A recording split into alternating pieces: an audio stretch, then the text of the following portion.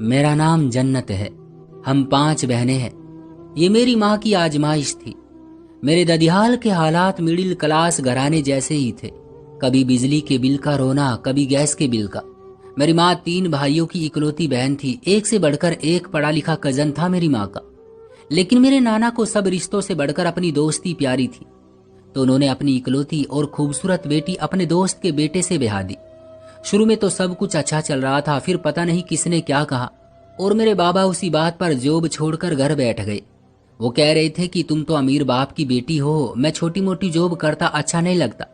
अपने बाप से कहो मुझे कारोबार करवाए, मुझसे लोगों की जी हुजूरी नहीं होती। मेरी माँ ने मेरे बाबा को बहुत समझाया कि वो अपने बाप से ये नहीं कह सकती।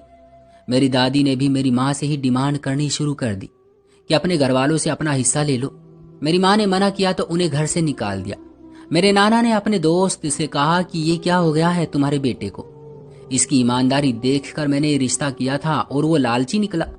मेरे नाना के दोस्त ने कहा कि उसकी अपनी बेटी के सामने चल नहीं रही। मैं उसे समझा चुका हूँ, लेकिन उसकी वही रट है कि कारोबार ही करना है। अब मेरे पास तो इतना पैसा नहीं है कि उसे कारोबार करवा दूं, और देखा जाए तो बुराई क्या है, तुम्हारा दामाद है, अगर कारोबार करेगा तो तुम्हारी बेटी ही ऐश करेगी। मेरे नाना अपने दोस्त की बात सुनकर हैरान रह गए। उन्हें यकीन नहीं आया कि उनका दोस्त ही ये सब कह रहा है। मेरे नाना ने मेरे मामा जी से बात की। उन लोगों ने कहा कि हमारी एक ही बहन है, उसका जो भी हिस्सा बनता है आप उन्हें दे दो, हमें कोई ऐतराज नहीं है, बस उसका घर बस जाए। मेरी माँ ने कहा कि ऐसे रिश्तों का क्या फायदा, जो कारोबार की वजह से बच रहे हो, मुझे वापस नहीं जाना। लेकिन मेरे नाना ने कहा कि मैं सिर्फ इस वजह से तुम्हारा घर नहीं टूटने दे सकता। और फिर मेरे नाना ने मेरे बाबा को कारोबार करवा दिया। उन्हीं दिनों मेरी माँ ने 2 जुड़वा बच्चियों को जन्म दिया।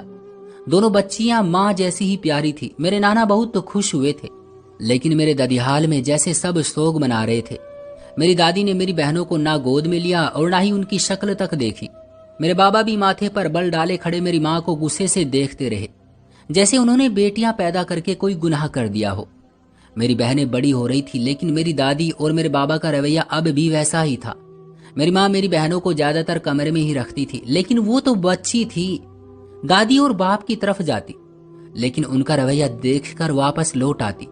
वो माँ से पूछती कि बाबा हमसे प्यार क्यों नहीं करते, तो माँ झूठ बोलती कि बाबा बिजी रहते हैं इसलिए वक्त नहीं दे पाते, लेकिन वो सब कुछ आपके लिए ही तो करते हैं।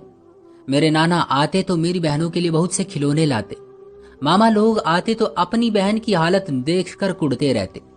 एक बहन थी, वो भी अपने घर में बेसुकून थी। मेरी माँ दुआ करती कि अल्लाह करे इस बार बेटा हो जाए, तो शायद इन सब का रवैया भी बदल जाएगा। मेरी माँ फिर से उम्मीद से थी, लेकिन इस बार भी किस्मत में बेटी ही थी। एक और आजमाइश। इस बार तो मेरे बाबा ने माँ से कह दिया कि तुम दिल की साफ नहीं हो, अपने पति और ससुराल वालों से नफरत करती हो। ये उसी का नतीजा है, देख लो, बेटा है नहीं तुम्हारी किस्मत में। मेरी माँ रोती रहती, मेरी बहन पास खड़ी रहती, लेकिन मेरी माँ उसे देखती भी नहीं। मेरी बहन उसे संभालती, उसके साथ खेलती। एक दिन मेरे छोटे मामा जी आए तो देखा कि मेरी बहन झूले में पड़ी रो रही है और मेरी माँ को कोई परवाह नहीं है, पता नहीं किस ख्याल में गुम थी। मेरे मामा जी ने मेरी बहन को उठाया और बोले कि बेटियां तो अल्लाह की रहमत है, किसी भी कमजर्फ और जाहिल के कहने पर ऊपर वाले की रहमत से मुंह मत मोड़ो। अगर ये करोगी तो गुनाहगारों में शामिल हो जाओगी। अल्लाह की मर्जी में खुश हो जाओ। बेटियां बेटों से ज्यादा ख्याल रखती हैं माँ बाप का। मेरी माँ मेरे मामा जी के गले लगकर रोने लगी। मेरे मामा जी ने मेरे बाबा से कहा कि इन चारों को तुम जो कमाकर खिलाते हो वो सब मेरे बाबा की कमाई है, अपना कुछ तुम कर नहीं सके। इन मासूमों से व्यवहार तो ठीक रखो, नहीं तो इनको मैं वापस ले जाऊंगा। और याद रखना, साथ ही जिंदगी तुम पर इतनी तंग कर दूंगा कि मरने की दुआएं मांगोगे। सिर्फ अपनी बहन की वजह से हम सब भाई तुम्हें छोड़ देते हैं। जिस दिन हमारे हाथ तुम्हारे गिरेबान तक आ गए तो तुम्हारे लिए फंदा साबित होंगे। बहुत सब्र कर लिया हमने, ज्यादा मत आजमाओ हमें। मेरे बाबा ने हैरानी से अपने साले को देखा। इस तरह तो उनमें से किसी ने भी कभी उनसे बात नहीं की थी। अब महीने में 2 दिन मेरे नाना मेरी माँ को अपने घर ले जाते, बच्चों को घुमाते फिराते। मामा जी भी हमारा ख्याल रखते। फिर मेरी बहनों का स्कूल स्टार्ट हो गया तो नाना जी के घर जाना भी कम हो गया। मेरी माँ अमिली के पास जाती, वो बेटे के लिए दुआएं करवा रही थी, लेकिन किस्मत अगर बदलनी हो तो अपनी ही दुआओं से बदलती है। मेरी माँ ने इस बार भी बेटी को जन्म दिया। मेरे बाबा ने मेरी माँ को घर से निकाल दिया। मेरी दादी ने मेरी बहनों को धक्के देकर गली में निकाल दिया और दरवाजा बंद कर दिया। मेरी माँ दरवाजा पीटती रही थी, लेकिन उन लोगों ने दरवाजा नहीं खोला। रात का वक्त था। मेरी माँ की चीख सुनकर मोहल्ले की औरतें जमा हो गई। लोग मेरे बाप को जालिम कह रहे थे। एक औरत मेरी माँ को अपने साथ घर ले गई। यहाँ से मेरी माँ ने मेरे मामा को फोन किया। थोड़ी देर में ही मेरे मामा जी हमें लेने आ गए। मेरे नाना जी ये सब देखकर परेशान हो गए, लेकिन मेरे मामा जी ने कहा कि परेशान होने की बारी अब उसकी है। हमारी बहन का ख्याल नहीं किया तो कम से कम इन मासूम बच्चियों का ही ख्याल कर लेता। किस जायदाद का वारिस चाहिए उस कंगाल को? सब कुछ तो हमारा है उसके पास। मेरी माँ रो रही थी। मेरे मामा जी ने कहा कि रोने की बारी उसकी है, तुम फिक्र मत करो, अभी तुम्हारा बाप और भाई जिंदा है। हम इतनी हिम्मत रखते हैं कि तुम्हें बदनाम करने वाले को बदनाम करके रख दें। मेरे मामा जी अगले दिन गए और मेरे बाबा को गिरेबान से पकड़कर उस कंपनी से निकाल दिया जो मेरे नाना जी के पैसे से बनाई गई थी। मेरे बाबा का प्लान नाकाम हो गया था। वो तो ऐसा करके मेरे नाना जी से और पैसा लेना चाहते थे, लेकिन सारा गेम ही उलट गया था। मेरे बाप की आंखें खुल गई थी। वो दूसरे दिन ही मेरे नाना जी के पास आए और माफी मांगी कि वो अपनी माँ की बातों में आ गए थे। मेरे नाना जी ने कहा कि वो उसे माफ तब करेंगे जब उनकी बेटी माफ कर देगी।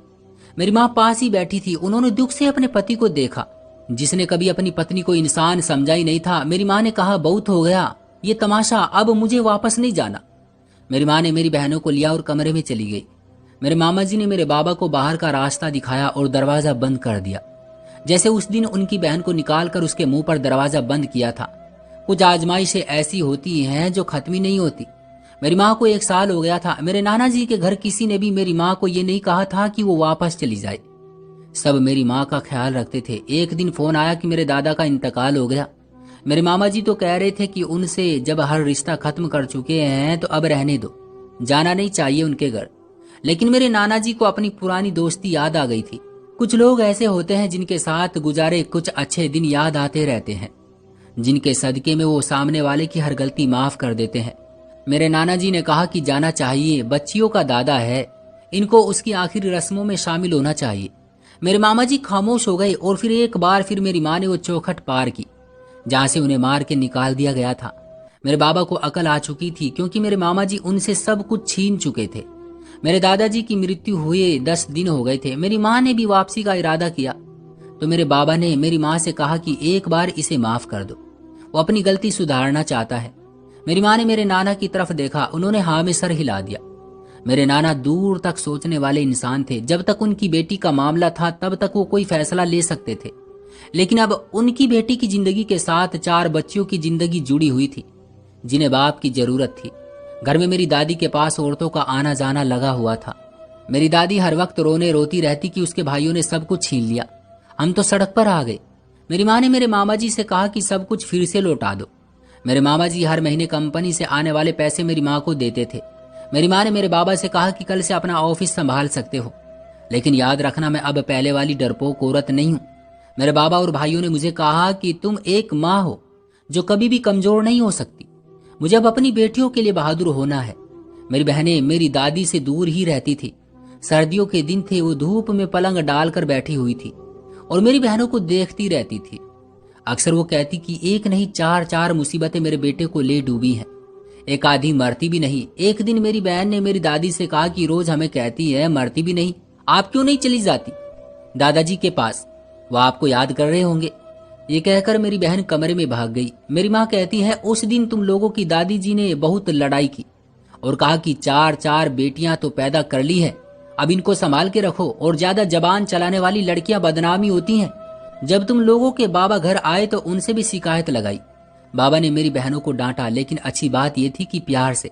मेरी बहन को मेरे बाबा ने अपने पास बैठाया और कहा, बेटा बड़ों से बदतमीजी नहीं करते, आप कुछ बुरा करोगी तो बात आपकी माँ पर आएगी, और मैं नहीं चाहता कि कोई ये कहे कि आपकी माँ अच्छी नहीं है। मेरी माँ कहती है कि उस दिन मैं बहुत रोई। बहुत सालों बाद मेरे पति को आखिरकार मेरी अच्छाई नजर आ ही गई थी।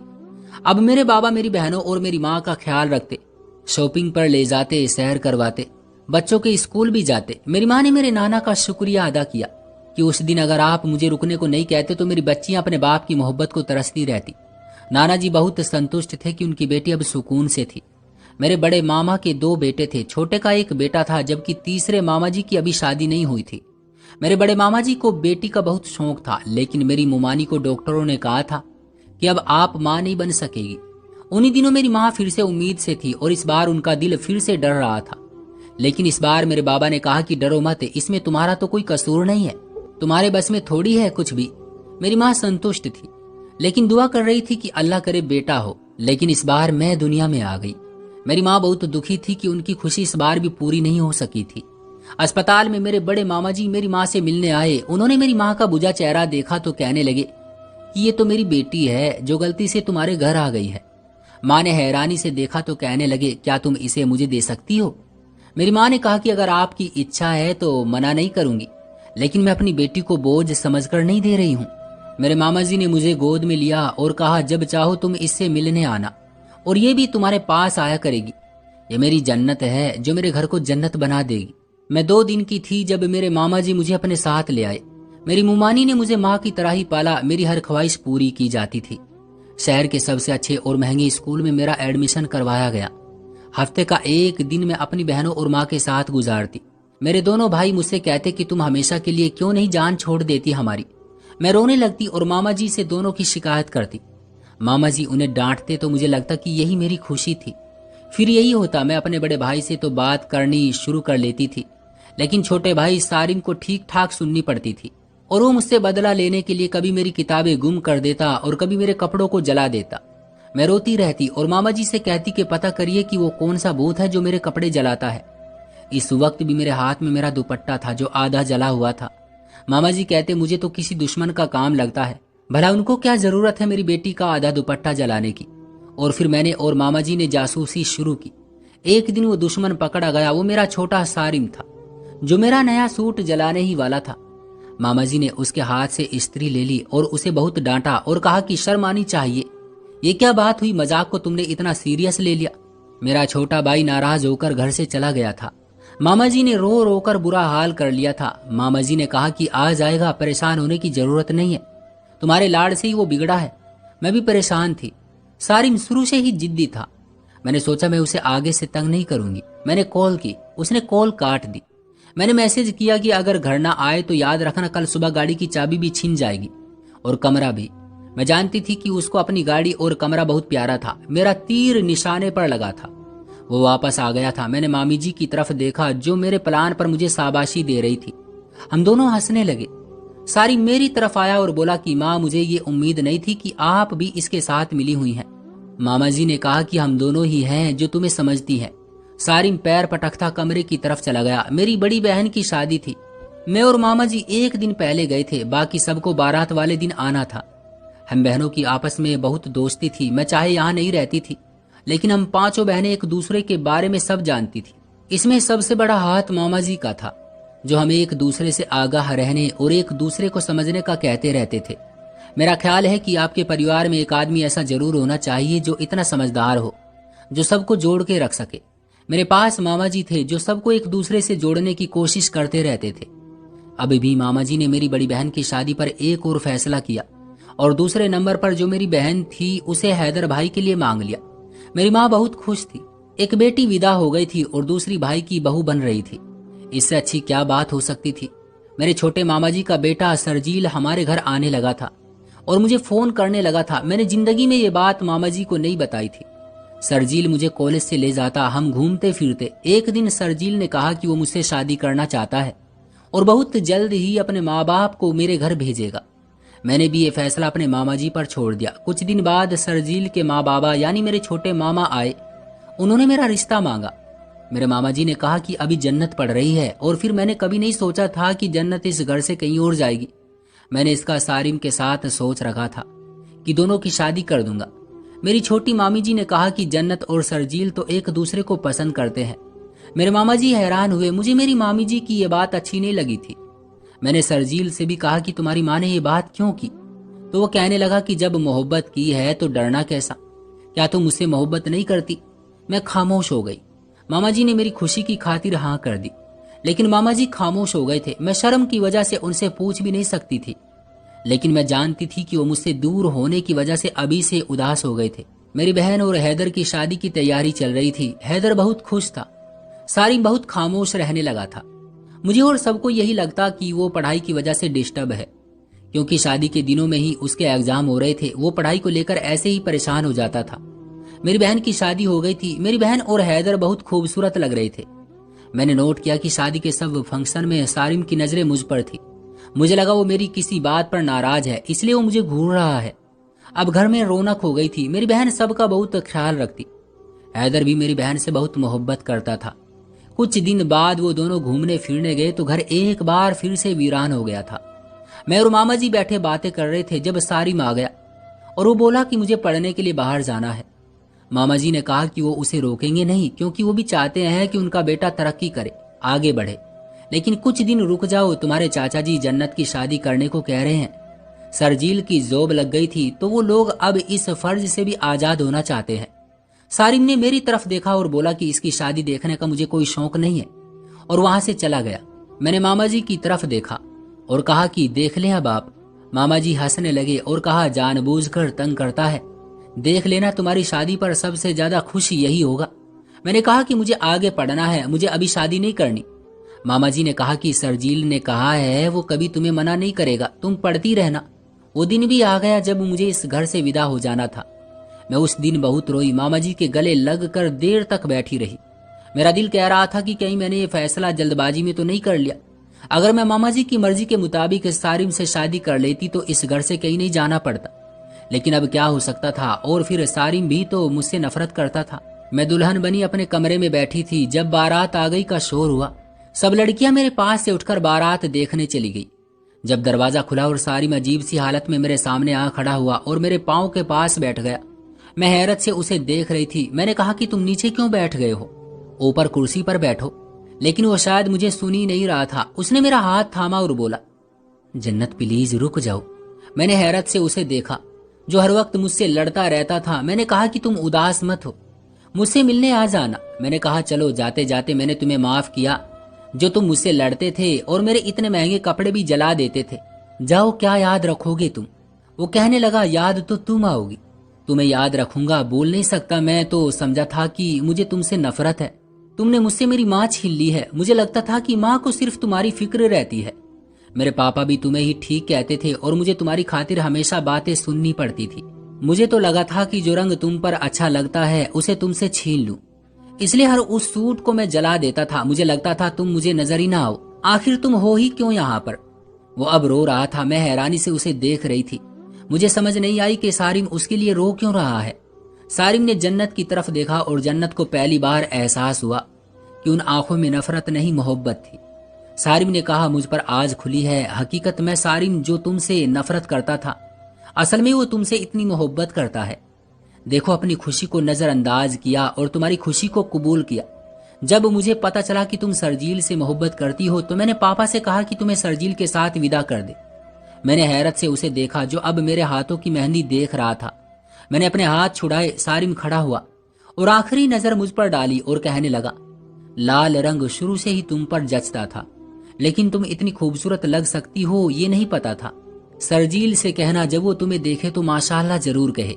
मैं तो तुम्हें गौर से देखता भी नहीं। मैं अपनी जगह पर जम सी गई। मेरे दिल ने चीख कर कहा, जन्नत, जिस आदमी से जिद में तुमने सरजील को चुन लिया वो तो ये सारिम नहीं था। मैं विदा होकर सरजील के घर आ गई।